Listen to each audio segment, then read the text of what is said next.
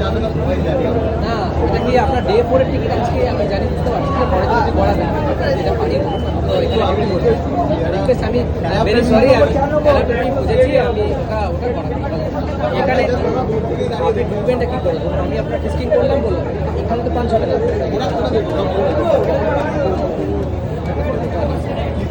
আপনি আমাকে আপনাকে প্লিজ আপনি আমাকে এরকম আমি জানি সেটাকে আমি ফিল করতে পারছি কিন্তু আমার বলো না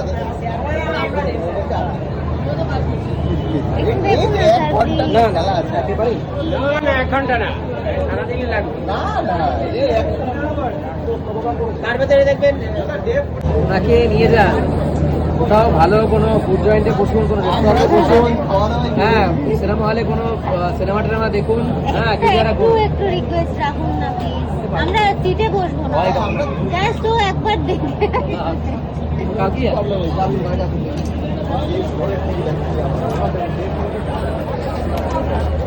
একটু দেখো না দাদা না করে চলে এসেছেন কেন?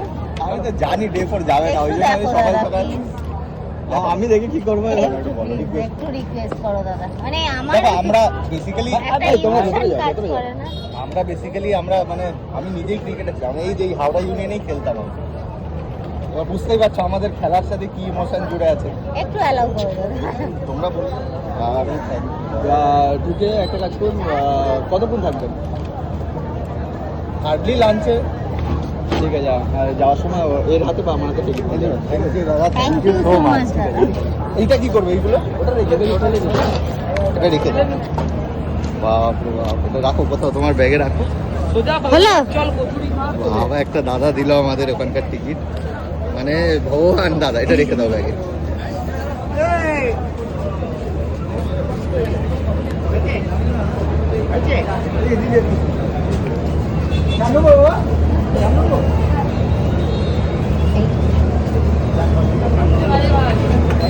থ্যাংক ইউ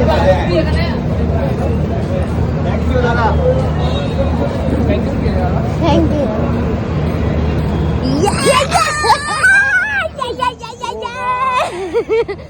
মানে ওই অ্যাকচুয়ালি এটা মানে ডিস্ট্রিক্টেরই যে হয়তো এখানকার ম্যানেজার, সেই দেখলো আমরা অনেক রিকোয়েস্ট করছি বলে ও ডেকে এটা ঠিক মতন রাখো, এটা ওনাকে ফিরিয়ে দিতে হবে আবার। ওনাদের আবার ফিরিয়ে দিতে বললো, মানে কি বলবো।